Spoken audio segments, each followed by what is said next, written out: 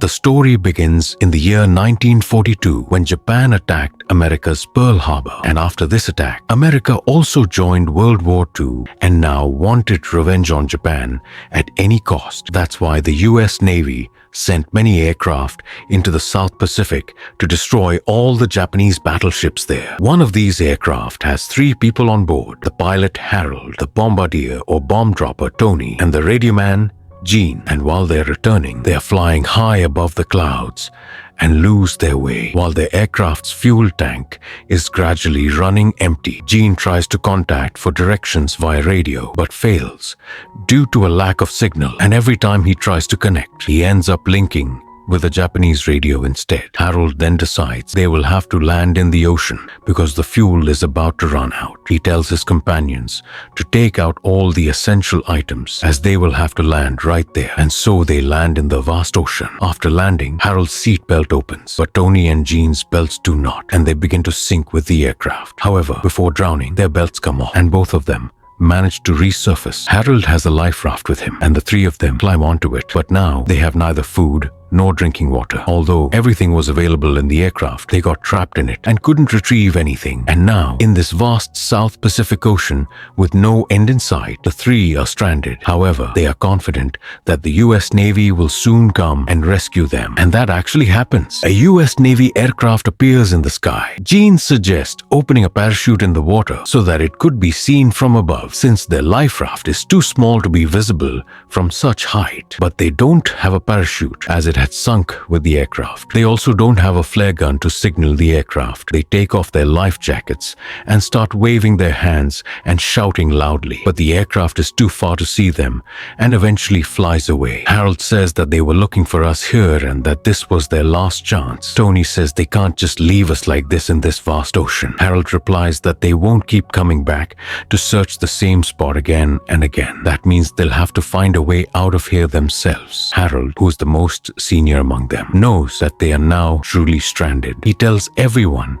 to take off their shoes because the journey is going to be long, and all 3 take off their shoes. But their life raft is so small that there is no room to store any items, so they have to throw their shoes into the sea. Tony and Gene throw theirs into the ocean, but Harold doesn't. When Gene asks why he didn't throw his shoes, Harold replies that if they find land, one of them will have to walk to get help. That's why they need to keep one pair. And so the first day passes in the ocean without food or water. And the biggest problem is that there isn't enough space for all 3 to sleep at the same time, so they take turns. At night, Harold asks his companions if anyone needs water. Gene and Tony are surprised and wonder how Harold has water. Then Harold urinates in his shoe and drinks it because he knows that they won't be getting water here. The next morning, Harold says that they're stranded in the ocean and heading toward Hawaii, which is about 1900 miles away from their current location. Behind them is South America, approximately 6,000 miles away. Harold is a pilot, so he has a good sense of directions and locations. He says that if they keep moving like this, they will reach in a few weeks. Hearing this, Tony and Gene are shocked. Tony says that even if they make it, they'll die of hunger and thirst before that. Gene says there are plenty of fish in the water and they need to do something. They have a few supplies with them, including a gun magazine. Inside the magazine, there's a spring which they use to make a fishing hook and drop it into the water. Something gets caught on the hook. They try to pull it in, but the rope breaks and the hook is lost. Gene says there's something in the water hungrier than us. Even though they're surrounded by water, it's extremely hot. So Gene jumps into the water, saying he can't take it anymore. Tony's about to jump in too, but Harold stops him. Harold says he's heard there are sharks in the water, and when Gene is told this, he quickly climbs back onto the boat. This means they can no longer go into the water. Time slowly passes, and now they've been on the boat for 5 days. For 5 days, none of them have had a sip of water or a bite of food. All 3 are extremely weak. When Tony can't take it anymore, he tries to drink seawater, but Harold stops him, saying it will dehydrate his body even more. The main reason they got stranded in the first place is that Harold, their pilot, was heading west, and he asks Gene for confirmation if they're going the right way. Over the radio, Gene is told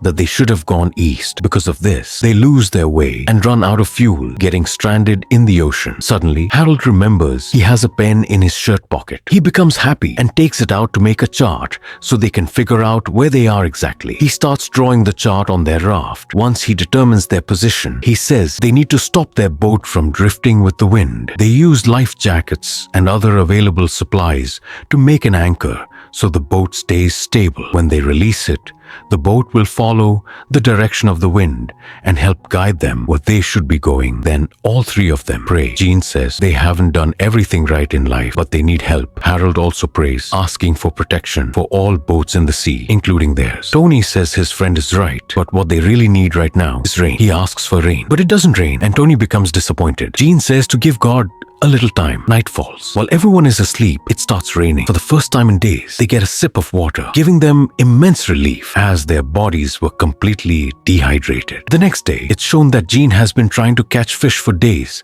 but hasn't succeeded once. Harold says, "I've never seen a fisherman more patient than you. You've been trying for a whole week, but haven't caught a single fish." Gene says that where he comes from, there's a saying, "You don't catch, you don't eat." But Gene now becomes frustrated himself and pulls out a knife from his pocket. Harold tells him, "I've told you many times to always keep that knife in your pocket because it's the only thing we have that can poke a hole in the raft." But Gene doesn't listen and keeps waiting for a fish. He tries to catch one, but he thinks he accidentally stabbed the raft. He says he's made a mistake and pierced the raft. Harold tells him not to remove the knife or water will fill the boat and they'll lose their raft. But Gene sees that the knife didn't hit the raft, but instead hit a baby shark, and he pulls it into the raft. Then all three of them kill the baby shark. Several small fish come out of its stomach. For the first time in a week, they eat solid food, which not only makes them happy, but also gives them energy. Harold says, "I want to go home now. My wife is going to be very mad at me." He asks if they are married. Actually, they don't know each other personally very well. Tony says he isn't married but has a girlfriend. Gene says he's neither married nor has a girlfriend. Tony tells Gene, "When you get back, you should date my sister. She's very beautiful." While they are having this conversation,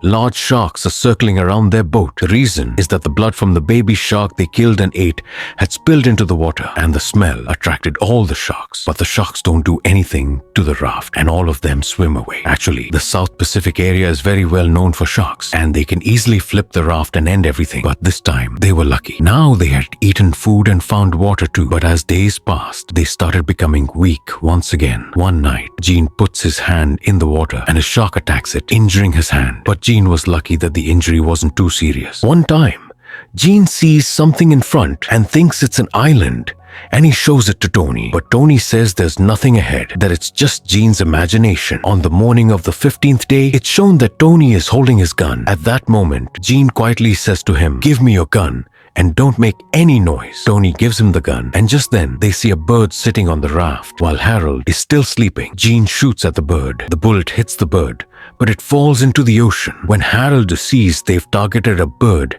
he jumps into the water to retrieve it. As soon as he grabs the bird, he sees a shark approaching from behind. Harold quickly swims back toward the raft, and the shark gets very close to him. But fortunately, he climbs onto the raft just in time, and the shark passes underneath. This way, Harold survives. Now, they have food once again. This was the second time in 15 days that they found food. But as more days pass, it starts affecting their mental state too. They all start having strange dreams. And now, it has been 20 days. When Harold wakes up in the morning, no one is on duty. No one is checking the direction of the wind. This makes him angry. He says, "I gave you an order, but neither of you followed it." Gene says, "By now, we should have reached somewhere, but we haven't even seen an island yet." Harold says he only has a rough idea of this area's map in his mind, but even he isn't sure where they are. Gene says, "Because of you, we had to land in the ocean, and you took us far away from our ship, due to which we lost radio contact with the ship." Harold also feels it was his fault and deeply regrets it. In fact, when they were in the aircraft, Harold had dozed off for a few seconds, and when he woke up, they were far from their ship, out of range, and had no idea where they were. So it was completely Harold's fault, and he is full of regret. He apologizes to both of them with tears in his eyes. But now, nothing can be done. Gene picks up the map that Harold had drawn on his life jacket and says that this is the only thing that can take us home now. At that moment, Harold gets an idea. He cuts their shoes with a knife and makes paddles out of them so they can move in the right direction. Tony says whoever spots the island first, the other two will treat him to dinner at a place of his choice. But their destination isn't so easy. A few more days pass, and now it's been a full 30 days in the ocean. They no longer even have the strength to speak. They are thirsty and hungry, and they have no motivation left. That night, heavy rain begins, giving them water once again. But along with it comes a massive storm. They get caught in the storm. Their raft capsizes, and Tony, who doesn't know how to swim, is lost. But after a while, it is shown that Tony is found on the other aside. They straighten the raft, and with great difficulty, all of them climb onto it one by one. In this way, they survive the dreadful storm. The next morning, it is shown that the three of them are extremely exhausted. The little belongings they had are all lost in the storm. Now they have accepted that they won't survive. They lie there like living corpses. They miss their homes. Harold misses his wife,